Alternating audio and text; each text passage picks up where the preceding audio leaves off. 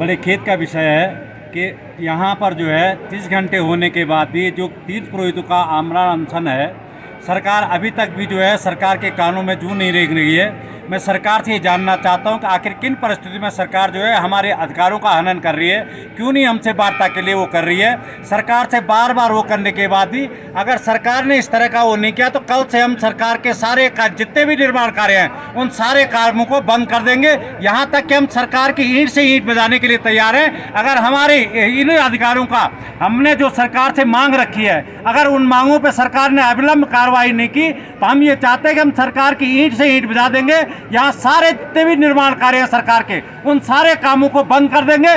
किसी भी अधिकारी को, किसी भी नेता को इस क्षेत्र में हम घुसने नहीं देंगे। ये हम तीर्थ पुरोहित समाज उनका घोर विरोध करते हैं और जब तक जो है हमारी मांगें पूरी नहीं होती हैं हम उनका घोर विरोध करते रहेंगे। धन्यवाद। हमारे आमरण अनशन का ये दूसरा दिन है और हमारे दोनों आमरण अनशन पर जो बैठे हुए हैं संदीप सेमवाल जी और कमल तिवारी जी।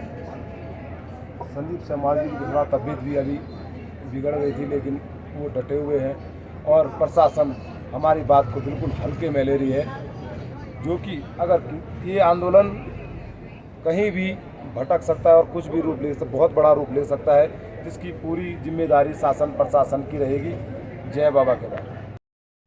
आज श्री केदारनाथ जी में हमारा जो है 16 तारीख से क्रमिक अनशन चालू हुआ था, जिससे कल से जो है आमरण अनशन में बैठे हुए श्री संदीप सेमवाल जी, कमल त्रिवेदी जी और सरकार यहाँ पे बैठी हुई और हमारी द्वारा चुनी हुई जनप्रतिनिधि वो भी यहाँ पर उपस्थित नहीं हुई, जबकि उसको यहाँ पे उपस्थित होना चाहिए था। और जिनके द्वारा वो यहाँ चुनी गई हुई है वो यहाँ पे उपस्थित होती और यहाँ पर आकर के हमारी समस्याओं का निराकरण करने का सरकार के पास जाकर के उस चीज़ को प्रस्ताव लेकर के जाती कि भाई यहाँ इन लोग हमारे वोटर हैं या हमारे क्षेत्र के लोग हैं, हमारे विधानसभा के लोग हैं और वो केदारनाथ भूमि में आज हम श्री केदारनाथ में 2013 से वास आउट हैं। सरकार ने बिना हमसे संज्ञान में लिए हुए हमारी भूमि को अधिकृत कर लिया है और हमको दर दर के ठोकरें खाने के लिए मजबूर कर दिया है। हम परेशान हैं, बेरोजगार हैं, हमारी आर्थिक स्थिति गड़बड़ा गई है, फिर भी सरकार उस ओर को ध्यान नहीं दे रही।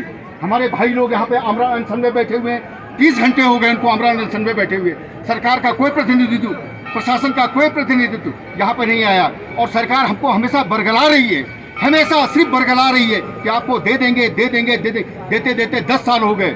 10 साल के बाद यहाँ पे जो लोग यहाँ रहते रहे कई बीमारियों से ग्रसित हो गए, कहीं कुछ हो गए, मगर सरकार उस विषय में कोई सुन नहीं ले रही है। इसलिए हमारी सरकार को विशेष चेतावनी है, अगर हमारी इस विषय पे ध्यान नहीं दिया गया तो उग्र से उग्र आंदोलन होगा, जिसका खामियाजा सरकार को और प्रशासन को झेलना पड़ेगा। जय श्री कृष्ण।